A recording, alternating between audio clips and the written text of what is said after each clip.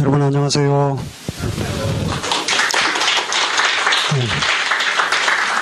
뭐 이런 코로나19 시대에 여러분들 이렇게 뵙게 돼서 감개가 무량합니다. 제가 이런 자리에서 강의를 한 게 지난 1월 17일에 그 별마당 도서관에서 한번 한 적이 있고요. 그 이후로는 제가 있는 대학에서도 학생들 얼굴 한 번 못 봤습니다. 전부 이제 비대면 강의로 강의를 녹화해서 업로딩 한 다음에 간접적으로 이제 학생들과 만났고요. 그 얼굴 한 번 못 봤어요.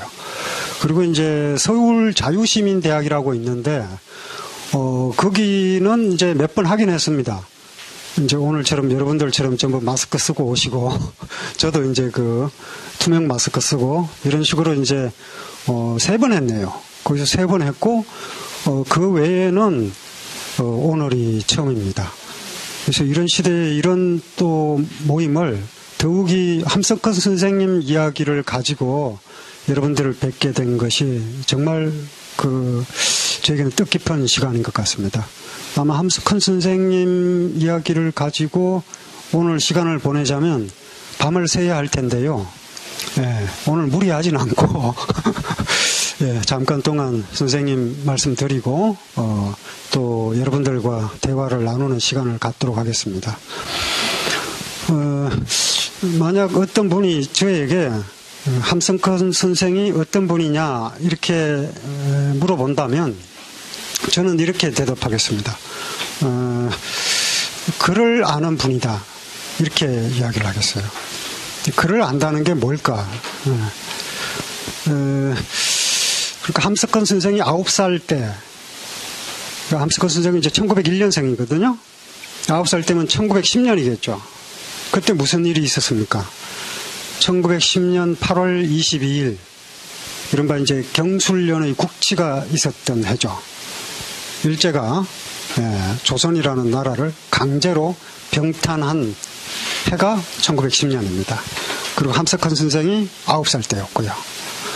그리고 그로부터 한 달이 지나지 않은 그러니까 1910년 9월 7일에 구례에 살던 매천황년이라는 선비가 아편을 마치고 자결을 하죠. 그러면서 남긴 시가 절명시. 그 절명시 한 구절이 난작 인간식자인. 잠깐 써보죠. 오늘 뭐 쓸 일은 많지 않을 것 같습니다만 그 대목은 한번 써보겠습니다. 난자 어려울 난자죠. 난작은 되기가 어렵다 이런 뜻입니다. 그리고 인간은 인간 세상이죠. 우리가 사람과 사람 사이에서 살잖아요. 사이가 없고 곁이 없으면 우리가 어디서 살겠습니까? 그런데 이제 그 다음 마지막 구절이 식자인이죠. 이게 이제 마지막 절명시 마지막 시의 마지막 구입니다. 글을 아는 사람 이런 뜻이죠. 식자인. 인간 세상에서 글 아는 사람이 난작 되기가 어렵다. 그리고 그 앞 구절이 이제 추동 가을 등불을 켜놓고 그 앞에서 책을 읽었겠죠. 추동 음권 이 책권자요. 책을 덮고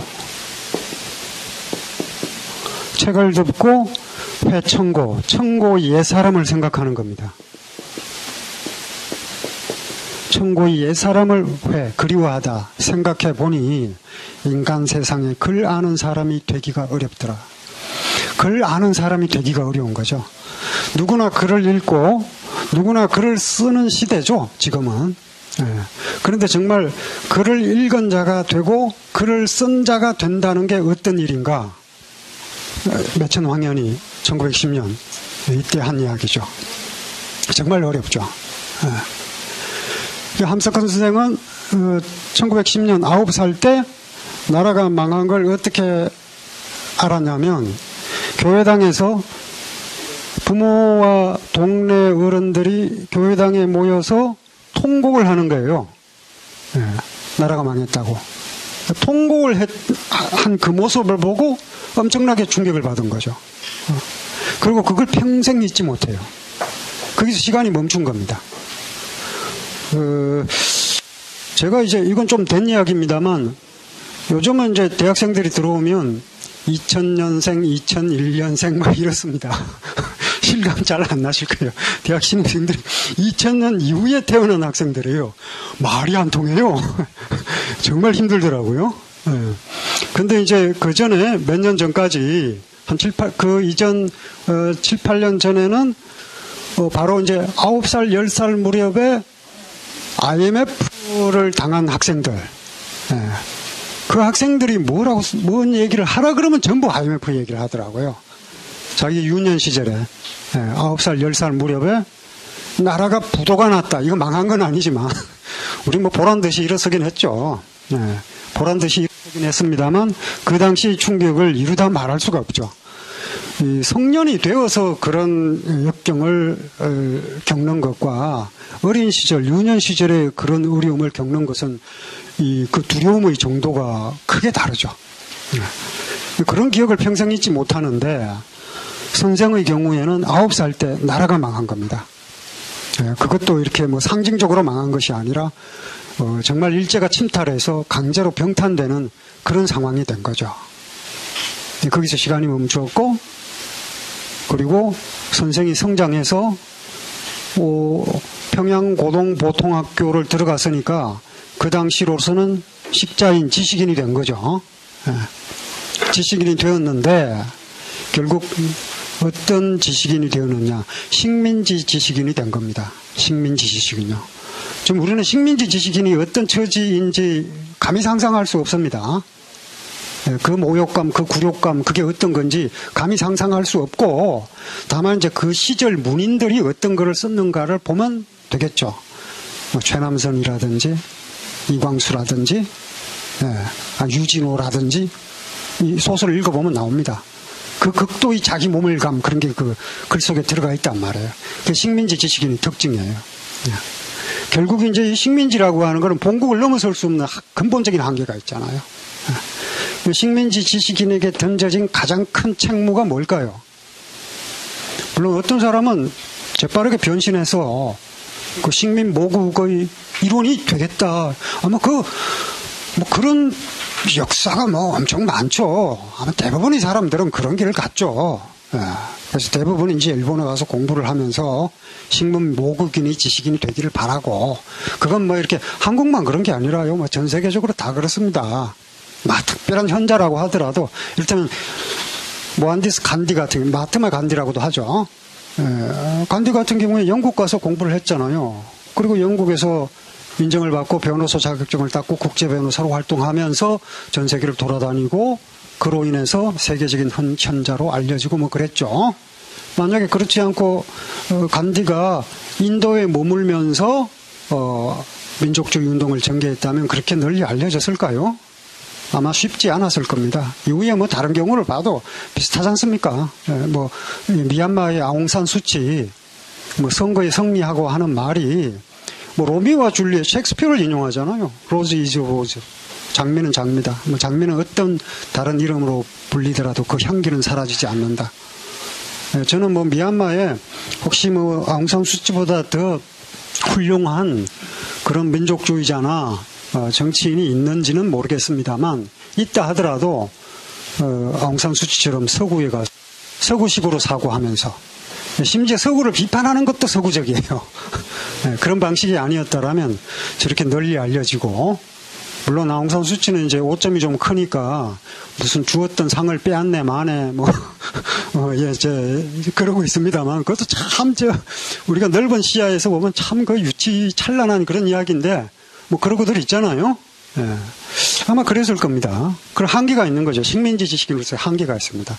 그러니까 우리가 지금 감히 상상도 못할 그런 어려움을 겪었던 시대의 지식인들, 그러니까 거중한 현실, 뭐 신남철 같은 역시 한국 철학자인데 거중한 현실이라고 그랬어요. 그 무게를 감당할 수 없는 그런 압박이 느껴지던 시대의 지식인이 된 겁니다. 일단 식민지 지식인. 그런데 선생은 이를테면 최남선이나 뭐 이광수나 이런 지식인들처럼 물론 이제 그런 지식인들을 제가 비판만 하지는 않습니다. 비판은 하지만 이루어 놓은 공로는 또 덮을 수 없는 탁월한 점이 있거든요. 예, 분별을 해야죠. 근데 아쉬운 건 꼭 맨 마지막에 갔어요.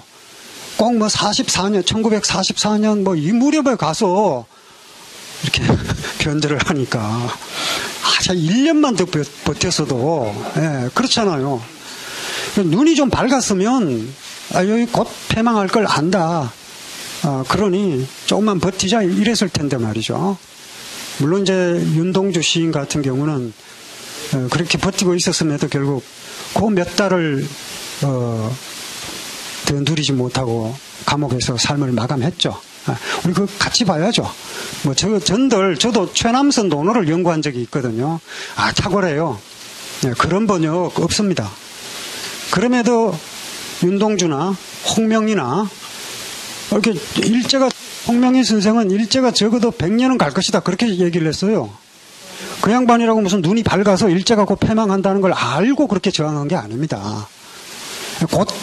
적어도 100년은 갈 것이다. 이렇게 생각을 했음에도 끝없이 저항했죠. 동일선상에 놓고 얘기할 수는 없습니다. 그러니까 뭐 윤동주나 홍명이나 이런 이 학자들 지식인들과 최남선과 이광수가 전부 탁월한 지식인이었던 건 맞지만 동렬선상에 놓고 이야기할 수는 없는 거죠.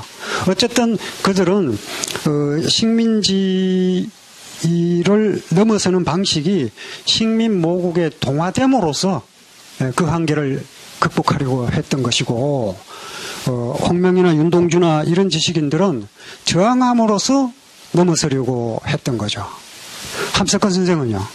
함석헌 선생도 저항하면서 넘어서려고 했던 지식인 중에 한 사람입니다. 그래서 난작 인간 식자인 중에서 식민지 상태를 벗어나기 위해서 노력했던 식자인으로서 저는 함석헌 선생을 기억합니다. 그리고 이제 글을 읽잖아요. 고전을 읽는데 이를테면 선생이 회고를 어떻게 하냐면 나는 일제강점기에는 성서를 읽으면서 버텼고 그리고 최근의 몇십 년간, 그 당시 이제 박정희 군사독재 시절이었거든요. 최근의 몇십 년간은 노자장자를 읽으면서 버텼다. 이렇게 얘기를 합니다. 노자장자를 다 읽었는데, 그 당시에도요.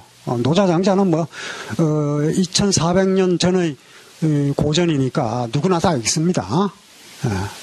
그런데 누구나 다 노자장자를 읽었지만 선생처럼 읽은 사람이 얼마나 있나. 선생은 이제 시대의 자리에서 고전을 읽었거든요. 그리고 자신이 서 있는 자리에서 고전을 읽었습니다. 고전이라고 하는 게 뭐냐면 고전은 누구나 다 지켜야 할 것이라고 생각하지만 굉장히 불편한 게 또 고전이거든요. 이를테면 공자의 제자들은 자기가 기억하고 있던 그 스승의 말씀이 세상에서 사라질까봐 자기 기억 속에 가둬놓지 않고 죽간에다가 받아 적었단 말이에요. 죽간에다 쓰고 목판에다 쓰고 그런가 하면은 돌에다 새기고 심지어 이제 한번 불탄 적이 있었잖아요. 분서경유 때문에 불태우지 못하게 하려고 돌에다 새겼어요. 뭐 돌에다 새기면 불태우지 못하잖아요. 한나라 시대 석경도 있고 뭐 송나라 시대 석경도 있고 청나라 시대 석경도 있고 그래요. 청나라 시대 석경은 그대로 거의 그대로 남아 있습니다. 그것도 이제 저 문화대혁명 시기에 그걸 홍위병들이 가서 때려 부시려고 했는데 워낙 그 돌이 크고 단단해서 조금 이렇게 흠만 좀 났지 그대로 남아 있거든요. 그렇게 이 고전을 사라지지 않도록 보존해야 되겠다 이렇게 노력한 사람들이 있었던 반면에 그게 굉장히 불편한 사람들이 있죠. 그 누가 불편하겠어요? 주로 주로 이제 권력자들이 불편하죠. 네. 권력자라고 하면 이를테면 중국 역사 기준으로 얘기하면 중국에서 최초로 전제군주가 탄생한 게 누굽니까? 시황제잖아요. 진시황제. 네. 진시황제 시대가 되니까 천하가 이미 통일이 됐습니다. 이제 새로운 세상을 꿈꾸는 시대가 아니에요. 기존에 있는 이미 만들어진 이 제국의 질서에 어떻게 순응하는 것이 좋은가, 이걸 가르쳐야 하는 시대가 된 거예요. 그럼 기존에 있는 그 다양한 가치를 담고 있는 고전은 불편한 것이 되죠. 그래서 없애버리려고 하죠. 그 시도가 이제 분서갱유로 나왔던 거고요. 그런데 그 분서갱유를 주도했던 사람이 누구냐면 역설적으로 공자의 후학인 이사입니다. 공자는 인정하지 않겠지만 어쨌든 이사의 스승이 순자잖아요. 순경이죠. 경벼슬을 했기 때문에 다 이제 순경이라고 불렀고, 이름이 황이니까 순황이라고도 하는데요. 어쨌든 우리가 알기로는 순자로 알려져 있죠. 이 순자의 제자란 말이에요, 이사가. 순자는 육아고 이 이사는 법가죠. 법은 뭡니까? 직접적인 통치 수단이죠. 물리적 강제력까지 포함합니다. 이 법이라고 하는 건. 요즘 우리가 말하는 이 근대법 체계와는 달라요. 이 당시 법은. 요즘 우리의 그 근대법 체계가 그렇게 세련된 것 같지 않다는 생각이 자꾸 들어서 죄송하긴 한데, 어쨌든 지금의 법은 이 당시 법보다는 훨씬 더 발전한 거죠. 근데 이 물리적인 강제력을 포함한 이 법이라고 하는 거는 직접적인 통치 수단이거든요.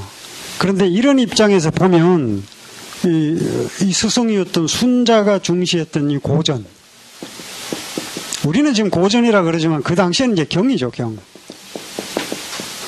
이게 이제 이 경이라고 하는 게 성인의 말씀.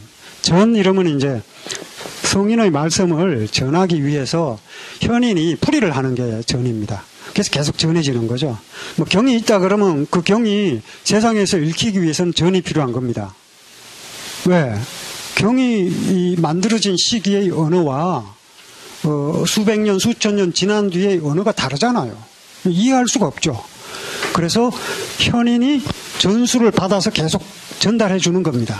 그러면 이제 이 말이, 이 경의 뜻이 이제 전해지는 거죠. 본래 경전이라고 할 때 경이라고 하는 거 오류가 없는 책이에요. 무오류 이렇게 되는 겁니다. 오류가 만약에 있다면 잘못 해석한 거다, 이렇게 되는 거죠. 그런데 우리가 알다시피 전송 과정에서 오류가 없을 수 없죠. 누구나 다 오류가 있습니다. 그래서 지금 우리는 그 고전을 경으로 읽지는 않고 고전으로 읽는 거죠. 지금 이제 고전의 시대고요. 그런데 이 고전이라고 하는 게 결국 이제 그 공자로부터 시작되었다 그러면 이제 어쨌든 이건 아주 디테일한 얘기가 될 텐데, 이 공자가 시경이든 서경이든 춘추든 편찬에 관계하지 않은 문헌이 없습니다. 문헌을 굉장히 중시했죠. 문헌 전통을 굉장히 중시했고, 문헌 전통만이 아니라 우리가 왜 문과 헌 그러잖아요. 문헌 그러면 문은 전적이고요. 이게 물리적인 모양이 있는 텍스트, 죽간이든 목판이든 청동기든 각골문이든 이런 게 문이고, 헌은 현인 사람이에요. 물리적인 매체에 기록되어 있는 내용을 머릿속에 기억하고 있는 사람이죠. 기억. 기억이 이게, 문이 오히려 객관적이고, 이 기억은 주관적인 거다 그러는데, 기억의 정확도를 무시하면 안 됩니다. 어떤 사람이 스승에게 직접 전수 받았을 때의 그 분위기라든지, 그 음정이라든지 이런 것까지 고스란히 가져오는 게 이게 이 헌이에요. 그래서 이를테면 판소리 그 대본이 바디라고 하지 않습니까? 그 바디만 갖고는 판소리가 전수되지 않죠. 판소리 선생님이 창법을 통해서 전해줘야 그 비로소 제대로 온전히 전해지는 겁니다. 그래서 이 문이 절대 이 헌보다 더 우위에 있다고 반드시 이야기할 수가 없습니다. 그리고 오히려 어떤 사람이 머릿속에 들어가 있는 기억은 왜곡하기 힘들고요. 권력이 왜곡하기 힘듭니다. 기억을 바꾸라고 한다고 해서 바꾸실 거 아니잖아요. 바꿔지지도 않고요. 근데 문은 바꿀 수 있죠. 문헌 왜곡 얼마나 쉽습니까? 문서마다 그래서 다 달라지는 이유가 있는 거죠. 근데 이제 그 둘을 합쳐서 이제 문과 헌 그럽니다. 그 문과 헌의 전통을 가장 잘 계승한 게 순자고, 맹자를 거쳐서, 물론 맹자와 순자는 물론 이제 시대도 다르고, 그리고 또 서로 견해도 다르죠. 무엇보다 인간 본성에 대한 견해가 다르죠. 맹자는 성선설이고, 순자는 성악설이잖아요. 순자는 별로 만나고 싶지 않으시죠? 일단 만나면 악하다 이렇게 볼 거 아닙니까? 근데 순자는 악해도 상관이 없어요. 왜? 학이 있으니까. 학이라고 하는 힘, 이 문명의 힘이 아무리 악한 사람도 선하게 만들 수 있다 이렇게 보는 거예요. 청출어람이란 말이 거기서 나온 거죠. 청취지어람이 청어람이요. 푸른 물감은 쪽풀에서 뽑아냈지만 쪽풀은 그린이잖아요. 그런데 쪽풀보다 더 푸른 빛이 청 아닙니까? 거기서 나오는 거거든요. 그러니까 이 학이라고 하는 거는 선생이 제대로 가르치고 제자가 제대로 배우면 반드시 제자가 스승보다 더 낫게 되는 거죠. 이게 학을 통해서 아무리 인간이 악해도 상관없다. 봉생마중 불부자직이요. 꼬불꼬불하게 본성은 본래 꼬불꼬불하게 자라는 쑥이라 하더라도 요 쑥도 여러 종류가 있는데 요 봉이라는 쑥은 꼬불꼬불하게 자라는 놈이거든요. 그런데 이놈도 마중 곧게 자라는 이 삶 한가운데서 자라게 되면은 불부이직 받쳐주지 않아도 저절로 곧게 자란다. 아무리 꼬불꼬불한 인간이라도 곧게 학할 수 있게 가르치면 곧게 자라게 된다. 이 신념이 이제 순자에 있는 거죠. 그 순자까지 육아입니다. 그런데 이제 이 제자, 이사, 한비자 이런 사람들은 법가거든요. 이미 이제 이 시대의 힘에 굴복당한 거예요. 순자 시대에 이미 이 진나라가 이미 천하의 패권을 다 차지한 그런 상황이거든요. 보나마나 뻔해요. 다음 시대는 진나라예요. 거기에 굴복했죠. 이사와 한비자. 그 이사 스승을 저버리고 이 진나라에 가서 승상이 되죠. 승상이 된 다음에 맨 처음 한 일이 뭐냐면 분서갱유죠. 책을 불태우고 스승이 그렇게 아끼던 그 책을 불태워버리고 그리고 그걸 기억하고 있는 현자들이라고 할 유학자들 머릿속에 있는 걸 지워야 되잖아요. 그 기억만 지울 수 없으니까 사람을 그냥 갱해버린 거예요. 파묻어버린 거죠. 그러니까 문서는 불태우고 사람은 파묻고 물론 문서를 금지했죠. 그 상징적으로 조금 불태우고 실제로 이제 그 도서관에 소장되어 있던 문서는 민간에서는 읽을 수 없고 소장만 해놨는데 나중에 이제 그 항우가 들어가서 다 불태워버렸죠. 실제로 물리적으로 태운 건 항우이긴 합니다. 근데 그렇다고 해서 항우에게 죄과를 돌린다면 이 이사나 진시황제의 죄가 사라지진 않겠죠. 그렇다고 해서 사라진다고 할 수는 없습니다. 그런데 그 이사가 한 말이 이고비금이에요. 왜 이 유학자들이 문제가 되고 왜 이 문헌, 시서 이게 문제가 되느냐. 시와서 이런 거예요. 시. 요즘 우리가 읽는 시와 같습니다. 그래서 이 당시 서는 역사 기록이니까 역사서라고 보시면 됩니다. 거칠게 정리를 하면요. 시와 역사 이런 거 왜 위험하냐. 이고비금. 옛것을 가지고 와서 지금을 비판한다. 맞는 말이죠. 이사가 제대로 본 거예요. 바로 이 고전의 위험한 까닭은 지금의 세상을 비판하기 때문에 지금의 정치 권력을 비판하기 때문에 위험한 거예요. 이사와 동문서하겠다 한비자는 유학자들을 뭐라 그러냐면 유학자들요. 유학자들은 이문번금 문장을 가지고 법을 어겨요. 금법을 어겨요. 금법은 법률입니다. 그러니까 제대로 된 문장은 뭡니까? 법을 넘어서야 되는 겁니다. 법을 넘어서야 제대로 된 글이 되는 거고 지금을 비판할 수 있어야 제대로 된 고문이 되는 거예요. 이 두 가지를 하면 어떻게 됩니까? 엄청난 고통을 초래하게 되겠죠. 지금도 마찬가지입니다. 지금도 뭐 전반적인 분위기가 그냥 한쪽으로 흘러가는데 그 반대의 글을 썼다 그러면 욕먹죠. 그래서 제 주변에 페이스북 하다가 그만두신 분들 많아요. 욕먹어서. 근데 이제 알죠. 세상 사람들 입맛에 맞는 이야기만 올리면 아무도 욕 안 해요. 그런데 제대로 되는 건 법을 넘어서서 쓰고 지금의 정치 권력을 비판할 수 있어야 이게 사실은 순자나 이렇게 이 문자를 적대시하는 사람들이 볼 때 이게 위험한 그런 글들이 됩니다. 제가 함석헌 선생님 글을 읽어보니 평생이 비검과 범검을 넘나들면서 강연을 하고 글을 쓰셨더라고요. 그런데 근데 그렇게 되면은 보통은 이제 이 위축이 돼서 다시는 글을 못 쓸 것 같은데 뭐 거의 돌아가시기 직전까지 여러분들 유튜브 검색해 보시면 아마 88년도에 강연하신 내용도 그대로 나와 있을 겁니다.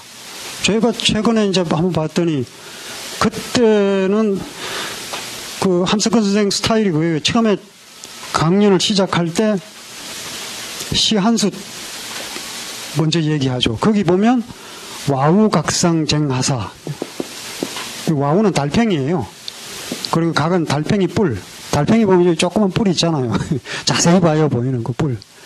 달팽이 뿔 위에서 쟁하사. 뭘 그리 다투어. 네. 그 강연 앞무리에는 이게 백거이시거든요. 백낙천, 백거이가 이름이고, 요거 좀 옛 사람들 그 이름이, 낙천은 맹자에 나오는 말이고요. 거이는 이제 중용에 나오는 말이고 그렇습니다. 옛 사람들이 이제 자기 이름 지을 때 하나는 대학에서 가져오고, 그 박제가 할 때, 제가가 대학이잖아요. 수기도 대학에 나옵니다. 박수기, 자는 수기로 짓고, 백거이 같은 경우 이름은 중용에서 따오고, 또 저 자는 낙천, 하늘의 뜻을 저기다 여기서 따왔어요. 근데 백거이 씨를 인용하면서 당시 정치 권력을 비판하더라고요. 저는 이제 그 정도 못하고 어떤 학생이 성적 이의 신청을 하길래 제가 이걸 써서 야 달팽이 뿔 위해서 뭘 다퉈. 이 학생이 말이죠. 그 감사 편지를 막 보냈어요 저한테. 뭐 존경하고 뭐 훌륭한 강의를 들었고 막 이런 강의 그 감사 편지를 보냈는데. 제가 안 믿습니다. 안 속아요. 왜냐하면 성적 이 기간에, 성적 정정 기간에 그런 편지를 보내면 그게 다 뻔한 거거든요. 그래서 제가 와우각상쟁하사 이렇게 보냈더니 답이 왔어요. 알겠습니다, 선생님. 달팽이 뿔 위에서 뭘 그리 다퉈. 선생의 강연을 제가 그 유튜브를 통해서 보고 바로 선생은 이제 이걸 갖고 정치 권력을 비판했는데 저는 학생을 바로잡는 데 썼습니다. 물론 학생을 반성하게 하는 것도 굉장히 중요하죠. 다시 선생님 이야기로 돌아갔어요. 그래서 이제 그 1901년 3월 13일에 태어나셨죠. 그 평안북도 용천군 불야면 거기서 이제 태어나셨는데 재밌게도 원래 씨알이라는 용어가 다섯 유영모 선생이 만들어낸 말이거든요. 씨와 알을 합쳐서요. 씨와 알이라는 말은 있지만 씨알을 같이 연결시킨 건 유영문 선생이 처음이죠. 그리고 그 말을 그대로 받아들여서 함석헌 선생이 썼죠. 근데 유영문 선생 그 탄생일도 3월 13일입니다. 그 재밌죠. 돌아가시기는 1989년 2월 14일 날 돌아가셨는데 돌아가신 날은 하루 차입니다. 아마 2월 13일 날 유영문 선생은 2월 13일 날 돌아가셨거든요. 그래서 제가 생각하기를 선생하고 똑같이 이렇게 갈 수는 없으니까 하루 정도 일부러 늦추신 것 아닌가 뭐 이런 생각도 해봤습니다. 어쨌든 1910년에 어린 시절에 그런 충격을 받고 그게 이제 평생 갑니다. 어쨌든 식민지 시대 지식인이 되었지만 이광수나 최남선 등등과는 다르게 식민지를 극복하기 위해서 나갔으니까 민족주의자가 되는 건 필연적이죠. 요즘 말하는 이 내셔널리즘하고는 다르죠. 억압받는 자의 민족주의와 인종주의적 편견을 조장하는 제국의 민족주의하고는 다르잖아요. 정반대거든요. 어쨌든 그런 의미에서의 민족주의자가 되셨고 종교적인 의미에서도 마찬가지입니다. 선생님이 뭐라 그러셨냐면 기독교는 민족주의를 타고 왔다 이렇게 얘기를 합니다. 그러니까 지금 현재 우리가 새로운 삶을 이어가기 위해서는 이 종교적 신념도 다 바꿔야 한다. 그리고 그걸 이제 민족주의와 결합을 해서 받아들인 겁니다. 기독교 사상가이긴 하지만 기독교 자체에 대한 종교적 열정만이 아니라 민족을 식민지 상태에서 벗어나게 해야 하겠다는 열정을 가지고 둘을 결합한 거죠. 그 성서적 관점을 적용해서 한국 역사를 재해석하죠.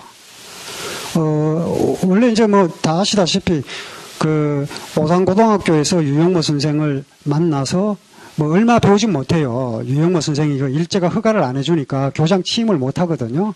뭐 한 1년 남짓 정도밖에 못 배웠고, 그리고 나중에 학교를 마치고 난 다음에 다시 오산고등학교로 가서 거기서 역사 과목을 가르치거든요. 이 역사 과목하고 수신 과목을 가르치는데, 수신은 철학이죠, 뭐. 근데 역사 과목을 가르치는데 이제 한국사를 가르치게 된 거예요. 이게 참 난감한 일입니다. 왜? 한국 역사를 기존의 중국 역사나 뭐 일본의 역사나 뭐 이런 것과 견주어서 비교를 해 보니까 너무나 초라한 거예요. 네. 한 번도 어떻게 대륙을 뭐 꿈꿔본 적도 없고, 네. 뭐 대륙을 뭐 차지해 본 적도 없고, 네. 그걸 빗하면 이제 이웃 나라가 쳐들어와 가지고 온갖 고초를 다 겪고 뭐 이렇단 말이에요. 그럼 그걸 그대로 가르치자니 이 식민지 학생들이 오히려 뭐 악영향만 끼칠 것 같고 그렇단 말이에요. 그 뭐 어떡합니까 그러면? 그럼 우리는 대체로 이제 찬란한 역사를 만들어 가지고 요즘도 많이 하고 있죠. 찬란한 역사를. 우리가 보기에 찬란한 역사가 있으면요, 그거 우리가 만든 겁니다. 뭐 역사가 우리 좋으라고 찬란해지고 않거든요, 그게. 그러니까 찬란한 역사를 만들어서 가르치면 될 텐데 그건 못하겠다는 거예요, 양심적으로. 그렇다고 이걸 그대로 가르칠 수도 없고 정말 고통스러웠다고 해요. 그런데 돌파를 하죠. 있는 그대로 그 사실을 놓고 돌파를 합니다. 성서적 관점을 적용시켜서 고난의 예수라고 하는 게 어떤 의미인가? 순환받았고, 왜? 그 순환이잖아요, 그게. 그러면 그게 정의롭지 않은 겁니까? 순환을 당했다고 하는 게. 민족사를 순환이라고 하는 관점에서 재해석합니다. 그래서 평화의 역사로 우리 역사를 바라보기 시작하죠. 평화의 역사로. 이건 이제 사실은 이 평화의 역사라는 관점으로 우리 역사의 정당성을 새로운 국면으로 이끌어 올린 거예요. 지금까지 우리의 민족사가 이런 순환으로 점철되어 올 수밖에 없었던 까닭은 이 세계가 불의했기 때문이다. 그런데 이 불의의 시대는 머지않아 종식될 것이고 이제 평화의 시대가 다가올 것이다.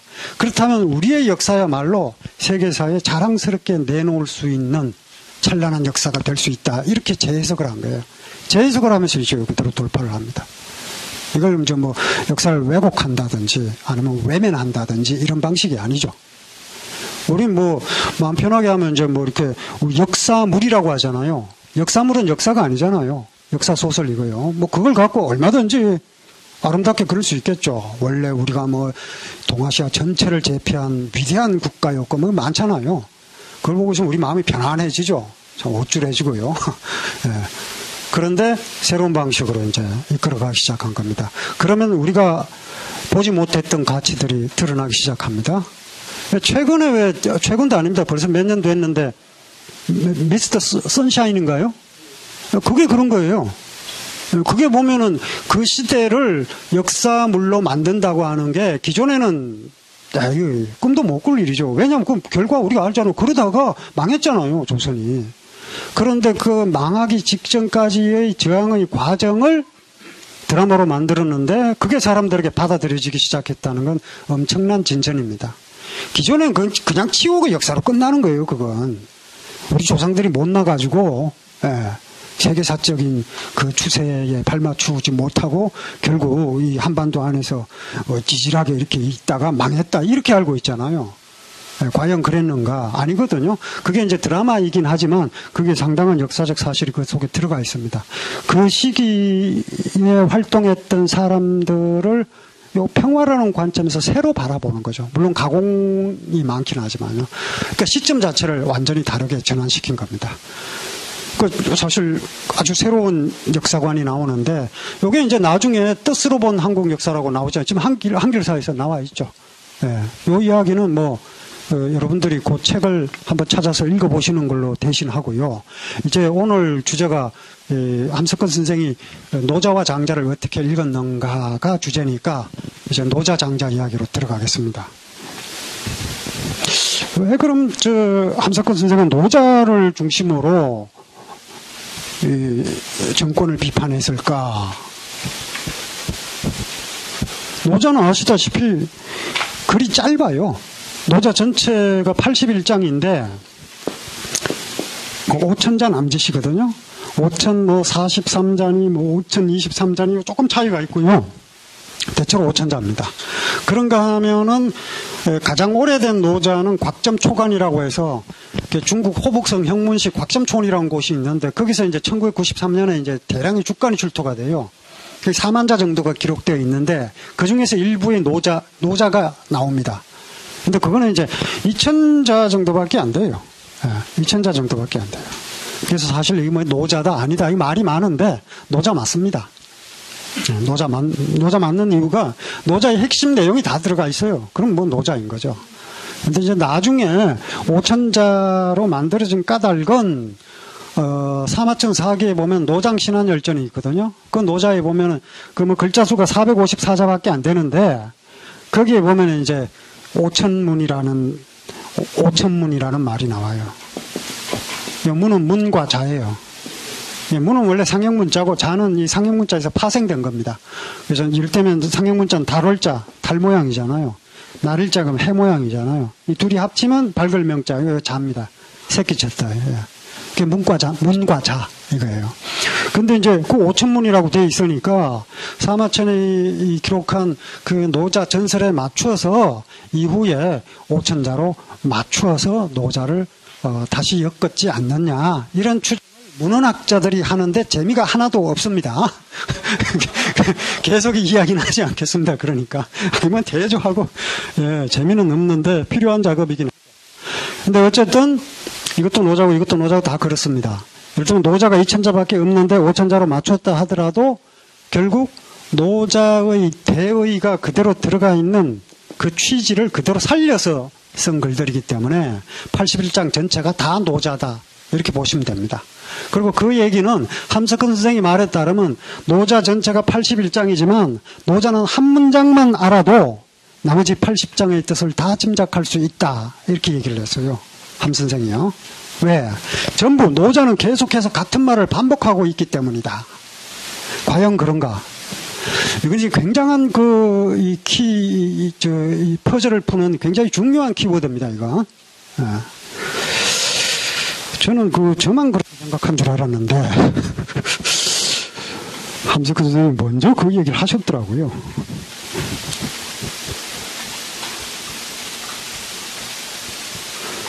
노자 1장이 도가도 비상도거든요. 이거 온갖 그냥 주장들이 있는데,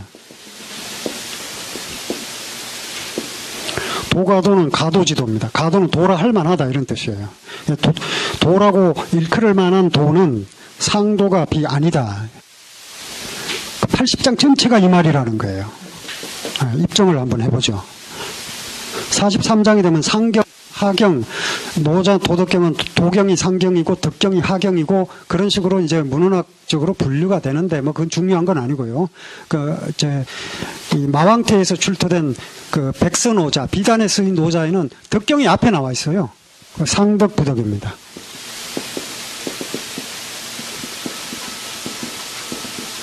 그래서 뭐 도덕경이 아니라 덕도경이라고 해야 한다는 그 주장도 있어요. 그런데 요 두 가지를 한번 바꿔보면 어떻습니까? 문법만 바꾸는 게요. 도라는 글자나 덕이라는 글자는요, 여기 아무 말이나 넣어도 됩니다. 도라고 하는 게 길이죠. 근데 길에는 목적이 있잖아요. 근데 우리가 살아가면서 추구하는 목적은 다양하죠. 그 다양한 가치 아무거나 이 도라는 글자 속에 넣으면 됩니다. 대입하면 돼요. 또 마찬가지입니다. 덕도 상인의 덕이 있고 또 뭐 정치인의 덕이 있고 학자의 덕이 있고 그럴 거 아닙니까? 이런 덕은 각기 다르기도 하지만 근본적으로는 다 통하는 거죠. 우리가 도서관은 신성한 곳이죠. 도서관이 왜 신성하냐? 책을 읽는 곳이기 때문에 신성합니다. 그러면 그 말이, 도서관이 신성하다는 말이, 도서관이 식당보다 신성하다는 뜻인가요? 그건 아닙니다.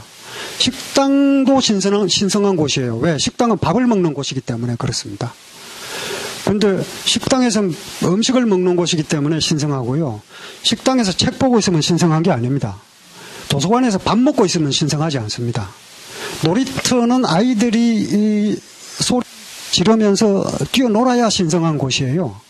그래서 신성한 곳이고, 놀이터에 아이들이 아무도 없으면 그건 신성이 아니 좀 두려운데요. 그래서는 안 되겠죠. 요즘 자꾸 그렇게 되는데.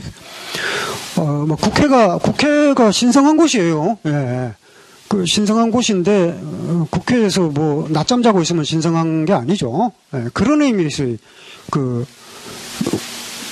각자의 장소에 맞는 신성성이 있는 것처럼, 예. 각자의 사람에게도 그 신성한 것들이 있는데, 그게 덕이에요. 예. 상인의 덕이 있죠. 물론, 상인의 덕은 상인의 도라는 말로 바꿔도 똑같습니다. 도나 덕이나 같은 거죠. 문자학적으로도 똑같습니다. 길게 또 말씀드리지는 않겠고요. 글자 자체의 형성 과정이 또 비슷합니다. 근데 이런 가치를 덕이나 도 속에 넣으면, 예를 들어 축구를 하는 사람, 축구 잘하는 게 도고 덕이겠죠. 예. 축구 선수가 구원을 받으려면 축구를 잘해야 되는 겁니다. 예. 그러니까 그와 마찬가지로 이런 가치들을 다 여기 넣으면 되는데, 그런 식으로 한번 바꿔보죠.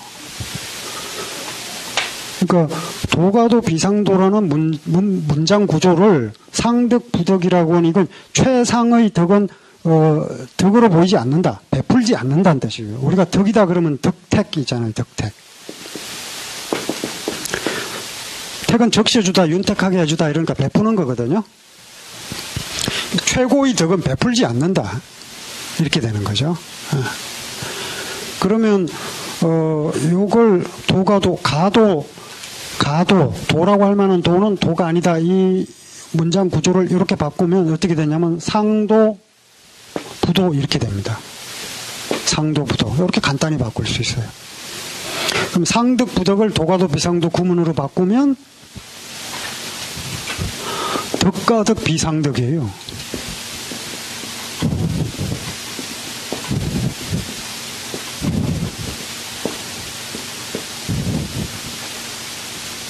덕이라고 할 만한 덕은 상덕이 비 아니다. 여기 상자가 뜻할 상자인데 위상자나 같다고 보시면 됩니다. 왜냐하면 우리가 도에도 상중하가 있단 말이에요. 어떤 사물에 상중하가 있다고 구분하는 건 우리의 의식의 구조가 그런 거죠. 그 중에서 상급이 있고 중등 가는 게 있고 하급이 있다. 예, 우리가 소설 쓴다면 소설도 훌륭한 소설이 있고, 흔한 소설이 있고, 그리고 삼류 소설이 있고, 그렇잖아요. 예, 소설 쓰시는 분 계시면 안 되는데, 다 훌륭한 소설 쓰시는 분들이겠죠, 예. 근데 상중하가 있다고 치면, 덕에는 상이 있고, 중이 있고, 하가 있다. 그러면, 도는 뭐냐, 상도라고 했으니까, 상은 일정하다, 예, 떳떳하다. 항구적이다, 이런 뜻이잖아요. 우리가 어떤 사람이 도를 갖고 있다고 하면 일정해야 됩니다. 예를 들면 돈키호테는 도를 갖고 있어요. 왜냐하면 돈키호테 미친 사람이잖아요. 예. 근데 처음부터 끝까지 미쳤어요. 그러니까 도가 있는 겁니다. 우리는 대체로 처음부터 끝까지 미치지 않고 자꾸 이랬다 저랬다 하거든요. 그러니까 믿을 수가 없어요, 이 사람. 돈키호테 믿을 수가 있습니다. 왜냐하면 오늘 미친 짓 했는데 내일 또 미친 짓 할 거거든요. 돈키호테가 또 어디 풍차를 향해서 막 돌진하고 이럴 거 아닙니까? 그게 상이에요. 그러니까 어느 한 시점에만 그런 것이 아니라 다른 시점으로 옮겨놔도 일관성이 있는 거죠. 요거 이제 히라보로 얘기하면 푸시케나 같습니다. 푸시케나. 푸시케는 뭐냐면 혼 이렇게 좀 번역이 되기도 하고 그래요. 근데 원래 끈이에요, 끈. 끈이에요. 우리의 영혼을 묶어주는 거. 우리를 우리답게 묶어주는 거. 아레테란 말을 아리스토텔레스가 풀이를 하면서 그냥 아레테가 이제 덕이라는 말로 번역이 되거든요. 아레테가 보통 덕이라고 이렇게 번역이 되는데 이게 말뜻이 어려우니까 아리스토텔레스가 이걸 푸시케라고 풀이를 했거든요. 우리의 덕이 뭐냐, 이게 푸시케다, 일종의 영혼이다 이러는데 원래는 끈의 뜻이에요. 우리를 우리일 수 있게 묶어주는 거예요. 예를 들어 제가 여기에 있는데 여기 뭐 눈이 두 개가 여기 있잖아요. 근데 제가 이렇게 옮겼는데 눈은 그대로 있다 그러면 이게 좀 곤란하겠죠. 안 묶어진 거란 말이에요. 근데 그것처럼 같은 겁니다. 요 푸시케처럼 요 상이라고 하는 건 어떤 사람이 어떤 시공간 속에 놓여 있었을 때에 발휘하던 그 아레테, 덕이라고 하는 게 다른 시공간으로 옮겨져도 여전히 일정하게 나타나는 것. 그래야 우리가 그 사람을 어떤 사람이라 이렇게 얘기할 수 있는 겁니다. 아침에 이랬다가 저녁에 저랬다가 이래버리면 어떤 사람이라고 말할 수가 없잖아요. 어느 시점에 갖다 놓더라도 일정한 것. 그리고 누구에게나 또 일정한 것. 이게 상의 뜻이에요. 그러면 그게 상등이겠죠. 이랬다 저랬다 하는 건 하등이 되겠죠. 그런 식으로 하면 상이나 상이나 다 같은 의미가 되거든요. 그러면 이 상덕 부덕을 이 구문으로 바꾸면 그 덕가덕 비상덕 이렇게 될 것이고, 도가도 비상도를 상덕 부덕의 구문으로 바꾸면 가도 비도 이런 식으로 바꿀 수 있는데, 이건 이제 제가 아까 말씀드린 것처럼 모든 가치를 해도 다 통합니다.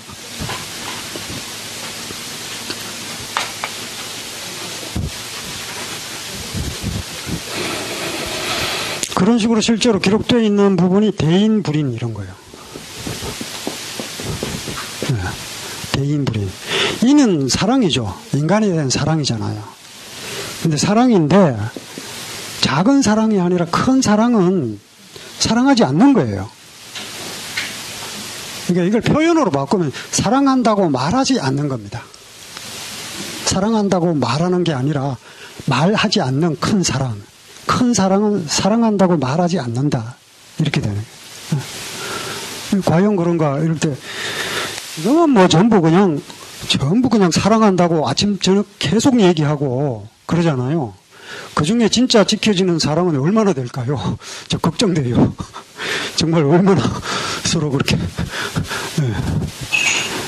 제가 언젠가 글을 쓴 적이 있는데, 사랑한다고 말은 하지 않으련다, 뭐 이랬더니 전부 그 밑에 댓글들을 붙이셔갖고 꼭 말을 하라고. 이렇게. 교수님 아마 기억하실 겁니다. 저 사랑한다고 말은 하지 않으리라 이랬는데 전부 그냥 뭐 댓글이 수십 개가 붙었는데 꼭 말을 하시라고. 말하고 못 지키면 어떡합니까? 예. 이건 이제 장자에 비슷한 예화가 나오는데요. 저작거리에서 모르는 사람의 발을 혼란스러워서 혼잡한 저작거리에서 모르는 사람의 발을 밟으면 정중하게 죄송하다고 이야기를 하고, 형의 발을 밟으면 그냥 뚝뚝 한번 틀어주고 말고, 부모의 발을 밟으면 미안하다고 이야기하지 않는다 그러거든요. 예.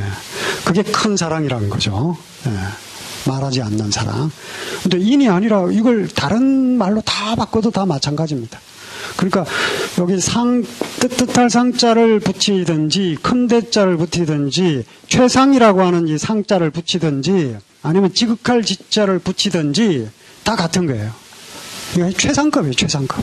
네. 지극한 사랑, 최상의 사랑, 최고의 사랑, 가장 큰 사랑, 늘 일정한 사랑, 뭐 이런 거예요. 늘 일정한 사랑은요, 말이 없죠. 늘 일정하니까. 말을 계속 하는 게 늘 일정한 게 아닙니다. 아침에도 사랑해, 저녁에도 이게 아니고. 요즘 제가 이런 말 할 때 좀 이렇게 자신감이 좀 떨어졌어요. 요즘 문화가 워낙에 이제 표현을 하는, 예. 그러면 사랑하는 표현이 그렇게 많아지면 혐오 표현도 같이 많아지지 않을까요? 예. 혐오 표현이 많아진 건 혹시 사랑을 남발해서 그런 거 아닌가, 이런 생각을 반성해 볼 때도 있습니다. 이런 뜻이죠. 예. 이 이야기를 뭐라고 얘기하냐면 결국 전부 부정하는 방식으로 가요. 그래서 노자는 그 역설입니다. 역설이고, 이거 뭐 영어로 하면 패러독스가 되겠죠. 원래 이제 이 독사라고 하는 게 가르침이죠. 기존의 가르침, 통념, 뭐 이런 겁니다. 사회적으로 인정받는, 진리라고 인정받는 가르침, 사회적 통념, 뭐 이런 거예요. 그런데 이 페르는 거기에 반대한다는 뜻이거든요.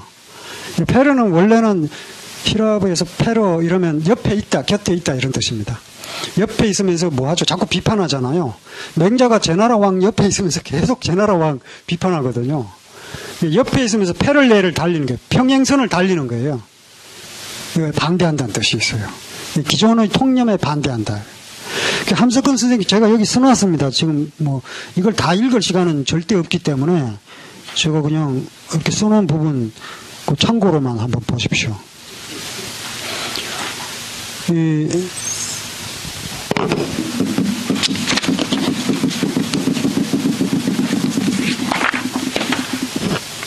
그 6페이지에 보시면 됩니다. 6페이지에 보시면 함석헌 선생이 노자를 어떻게 얘기하냐면 하나의 안티테제다. 안티테제라 그랬는데 함석헌 선생은 안티테시스라 그랬어요. 안티테시스. 안티테시스. 테시스가 이론. 안티. 기존 이론에 저항한다. 기존 이론에 반대한다. 영어를 쓰셨기 때문에 제가 이제 안티테제로 바꾼 겁니다. 하나의 커다란 안티테제다. 노자는 전체가 안티테제다. 안티테제라는 게 뭐냐면 그냥 인이 아니고 대인, 그냥 충이 아니고 대충, 그냥 도가 아니고 대도, 상도 뭐 이런 것들은 그걸 부정하는 거예요. 전체가 하나의 그 안티테제다. 그렇게 되어 있죠. 그래서 81장이 모두 같은 이야기를 반복하고 있다. 그 2장을 한번 보죠. 노자 2장에 보면 천하 계지 미주이면 미에 대해 있어요. 이 얘기를 해요. 아름다울 미자 얘기해요. 그 다음에 착할 선자 얘기해요. 아름다움도 도의 하나겠죠. 우리가 예술가로서 추구하는 궁극의 가치가 뭐겠어요? 아름다움이겠죠. 예술가는 아름다움을 통해서 뭐 자유라든지 뭐 평등이라든지 이런 가치를 이루려고 하는 거 아닙니까? 뭐 그런 아름다움이라고 하는 미적인 영역을 도덕과 결합한 게 칸트의 숭고미라고 한다면 뭐 궁극적으로는 다 통하는 겁니다. 예술가들이 추구하는 거나 뭐 철학자가 추구하는 거나 정치인이 추구하는 거가 이제 다 같은, 근본적으로 이제 같은 목적이 있겠죠. 근데 그 중에 이제 하나가 미예요. 아름다움. 근데 노자 2장에 뭐라고 되어 있냐면 천하의 모든 사람들이 아름답다고 하면 그거는 아름다운 게 아니라 추한 거다 이렇게 얘기를 해요. 모든 사람들이 다 이게 좋다 그러면 추하다. 이걸 첫 번째 문장으로 바꾸면 뱀이 정말 커다란 아름다움은 불미 아름답지 않다 이렇게 되겠죠. 진짜 아름다운 것은 아름답지 않아 이렇게 되는 거죠. 그 선은요, 선도 대선이 아니라 상선이라 그러죠. 노자에는 그 대나 선이나 상이나 같죠. 최고의 선은 상선, 불선 이렇게 될 겁니다.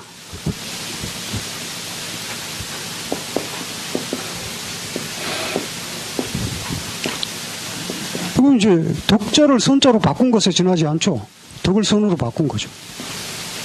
상덕, 부덕, 노자에 나오잖아요. 그럼 상선불선 우리가 만들어 놓을 수 있습니다.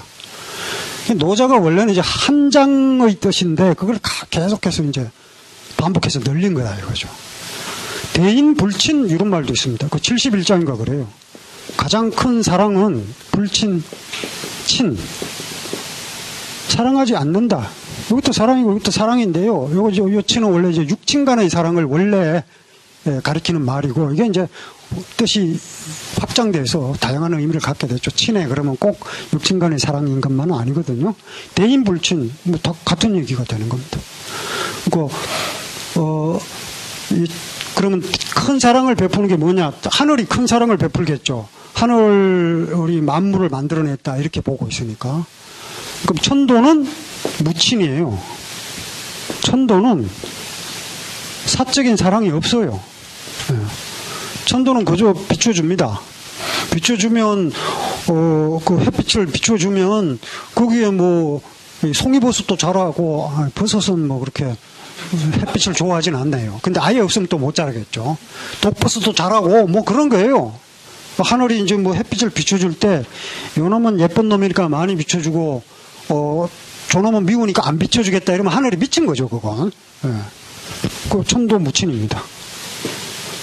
그러니까 이런 내용을 풀이를 할 때 전체가 다 같은 맥락으로 이해할 수 있습니다. 하나로 딱 꿰뚫어 가는 거죠. 뭐 공자가 이리관직을 했잖아요. 하나로 꿰뚫었다. 공자가 뭐 밤새서 공부해갖고 제자들 가르친 거 아니거든요. 하나로 딱 꿰뚫은 거죠. 사실 뭐 밤새서 공부해서 하는 거 뭐 누가 못합니까? 이건 꼭 밤새도록 공부를 해서 뭐 경쟁에서 앞서 나가고 이건 바람직한 게 아니죠. 밤 안 새고 이리관직 해야죠.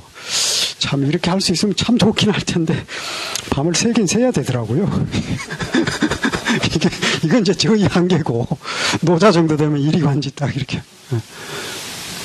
그러니까 81장 전체를 이리관직하면은 이 함석헌 선생이 그 이야기한 그 맥락으로 다 풀어낼 수가 있습니다.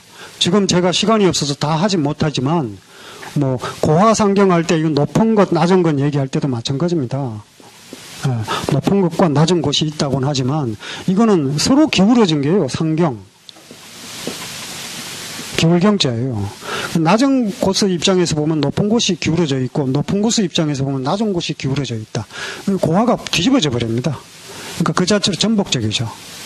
전복적인 게 노자 전체에 일관되게 보이기 때문에 이 텍스트를 가지고 정치 권력을 비판한 겁니다. 이 하나의 전체가 안티테즈고 그 안티테즈의 대상은 그 당시는 박정희 군사 독재였고요. 그 예를 들어서 여기 제가 써놨습니다만 그 당시 이제 박정희 시대에 그 1978년인가 그래요. 아마 8.15 행사 때였을 텐데 그 밀양이 아니라 저 표충사가 여러 군데 있는데 해남에 표충사라고 있어요. 표충사 사당입니다. 뭐 임진왜란 때 활약한 뭐 승병, 뭐 의병 이런 사람들의 이게 충성을 국가에 대한 충을 드러내기 위한 사당이에요. 재앙을 지내는 곳이에요. 그러니까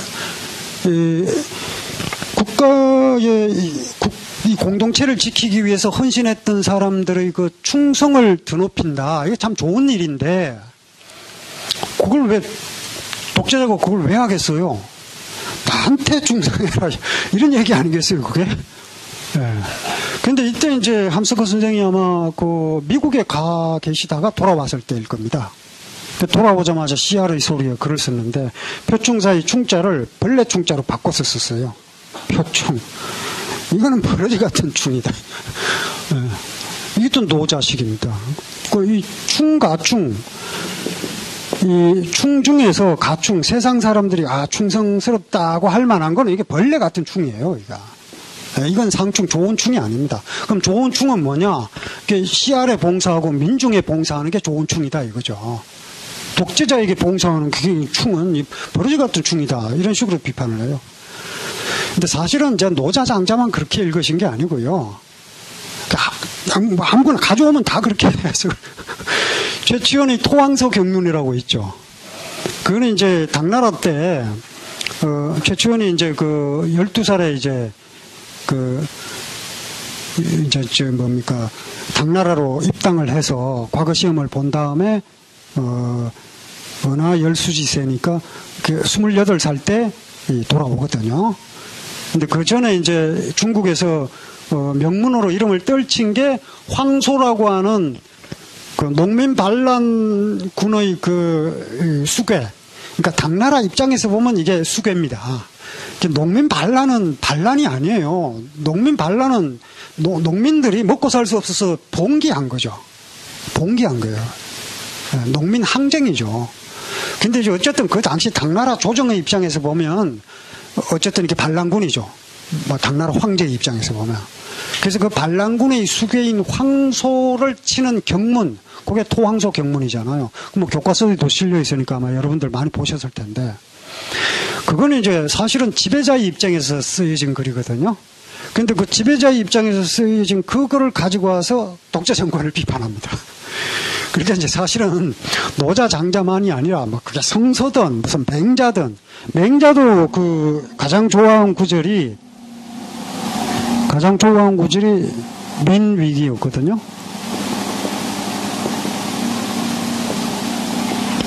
백성이 가장 존귀하고 사직 차지하고 사직이 그 다음이고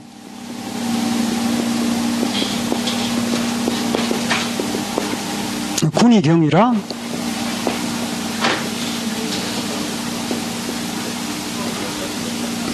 임금은 가장 가벼운 존재다. 이 대목을 아주 좋아하셨거든요. 요 민이 뭐냐면 민을 이제 그 유영모 선생이 대학에 나와 있는 민자를 번역을 할 때 CR로 번역한 이후로 함석헌 선생도 요 민을 CR로 번역했었거든요. CR. 예. 그리고 이제 민중이란 말과 이제 같이 씁니다. 그 5.16 군사 쿠데타 이후에 그 쓴 글에도 거기 보면 그 군인은 혁명할 수 없다 그 내용이 있거든요. 군인은 혁명할 수 없고 그리고 학생도 혁명을 완성할 수는 없다. 혁명을 완성할 수 있는 건 누구냐? CR이다. CR뿐이다. 이렇게 얘기를 하셨어요.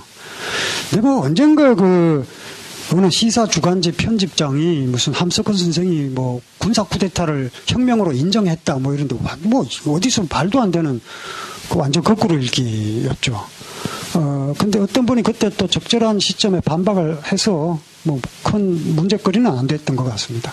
이제 요게 이 민이 가장 중요하고, CR이 가장 중요하고, 사직 차지하고, 사직이라고 하는 게 이제 국가의 상징이거든요. 산은 토지신이고, 지금 곡물신입니다. 사직의 제사를 지내는 까닭이 어디에 있냐면 이 토지와 곡물신들이 제 역할을 해가지고 백성들이 먹고 살 수 있게 해주는 것, 그게 사직입니다. 이렇게 경복궁이 있으면 오른쪽에 사직단이 있고 왼쪽에 뭐 원구단이 있고 그런 게 왼쪽에 있는 원구단에서는 하늘의 제사를 지내고 오른쪽에 있는 사직단 네모 반듯한 곳은 이제 땅을 상징하니까 땅의 제사를 지내는 거죠. 거기에 제사를 지냈는데 그렇게 때맞추어 다 제사를 정성껏 지냈는데 홍수나 한발이 들어서 백성이 살 수 없게 되면 변치사직이라 사직을 갈아엎어버리고 다시 세운다. 그 맹자에 나오는 구절이거든요. 이 대목을 가장 좋아하셨어요. 그러니까 국가고 뭐고 이게 어떤 상징 이런 건 중요한 게 아닙니다. 그 공동체를 어떤 정치적 체제로 가져가느냐고 하는 건 그 공동체 구성원들의 선택이지만 그것이 하나의 국가라는 상징 체계가 되었을 때 CR 위에 있을 수는 없다는 거죠. 그런 의미에서 사실은 뭐랄까요, 아나키스트에 가깝다 이렇게 이야기할 수 있습니다. 근데 그 아나키스트라고 하는 게 공동체를 부정하는 건 아니에요. 공동체주의자고 그 일체의 그 지배를 인정하지 않는다는 말은 결국에는 인간을 구속하는, 그러니까 인간을 그 구속하는 공동체가 아닌 그 국가의 강제력을 인정하지 않은 거죠. 지배라는 말을 아주 그 부정적으로 평가했습니다. 지배라는 말. 지배라는 말은 성립이 안 된다. 지배, 통치 이런 건 성립이 안 된다는 거예요. 그리고 이제 전통적으로는 치라는 말이 가장 부합한다. 그리고 요 치라고 하는 말은 이건 뭐 함석헌 선생이 꼭 풀이는 하지 않았습니다만 원래 치는 농사용어입니다. 치전이에요. 농사를 지을 때 그 농부가 물을 대잖아요. 물을 대는데 요 물 숫자가 왼쪽에 있잖아요. 물을 대는데 물을 골고루 대겠죠, 당연히. 이쪽 뼈는 미워서 안 주고 이쪽 뼈는 예뻐서 주고 이러면은 미친 농부죠. 골고루 다 주거든요. 그래서 누구나 공정하게 똑같이 어른애 할 것 없이 그것도 거기 써놨습니다, 제가.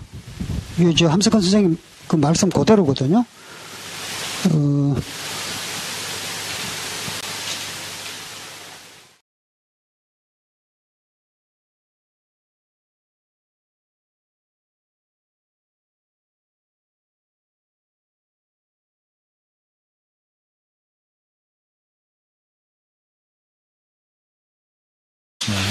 네, 제 입장은 있습니다. 제 입장이라기보다는 간디의 입장이죠. 영국이 인도를 지배했지 않습니까? 그랬을 때 영국인들이 늘 하는 말이 인도라고 하는 거는 원래 그 카스트 제도를 비롯한 이 계급 구조, 그게 이제 엄청난 그 억압의 그 제도였죠. 그 사실 인도인들의 입장에서 보더라도 차라리 영국의 통치가 더 낫다. 영국이 인도를 지배하면서 인도인들에게 잘해준 측면이 있거든요. 이를테면 순장풍습 같은 게 인도에 있었단 말이에요. 대다수의 지역에. 남편이 죽으면 같이 따라 죽어야 되고 막 이런. 근데 이제 그걸 영국이 금지를 했단 말이에요. 금지를 하니까 이제 인도의 여성들이 들고 일어나서 우리의 그 전통을 살려달라 막 이렇게 저항하기도 하고 하는 그런 걸 우리가 지금의 입장에서 보면 참 어처구니 없는 일이라고 할 수 있거든요. 이제 그런 걸 지적을 하면서 영국이 결국 우리가 통치하는 것이 너네들의 압제자가 너희들을 통치하는 것보다 훨씬 더 문명적이다. 이렇게 얘기를 했거든요. 근데 거기에 대해서 간디는 단호하게 얘기를 합니다. 어떤 민족도 자신들의 압제자보다 더 나은 다른 민족의 통치를 원하지 않는다. 그리고 내가 원하는 건 뭐냐? 비폭력과 진리다. 이 두 가지. 사실 하나죠, 뭐 하나. 이 두 가지다. 이렇게 얘기를 하는데 사실은 얼핏 들으면 영국의 통치가 인도의 압제보다 문명적이다라는 걸 인정해준 말인 것 같지만 문명으로 인정해주지 않은 겁니다. 그게 결국에는 이제 그 제국주의 입장에서 뭐 일종의 문명사관이기 때문에 민족주의와 상관없이 이미 역사학계에서도 이미 제국주의에 대해서 변명하는 건 이미 사라졌죠. 이미 사라진 지 오래입니다. 에릭 홉스봄이나 뭐 존 홉킨스나 뭐 마르크스, 레닌 이후로 제국주의에 대해서 변명할 여지가 거의 없는 거죠. 그러니까 그런 관점에서 바라본다면 어떤 민족주의 협소한 틀이 아니라 하더라도 타민족에 대한 문명화 사명이라고 하는 게 사실은 기만이다. 저는 이제 그렇게 봅니다. 근데 이건 뭐 제 견해라기보다는 이미 역사학자들이 두루 정리해 놓은 부분을 제가 인정하고 수용한 것이라고 할 수 있겠습니다.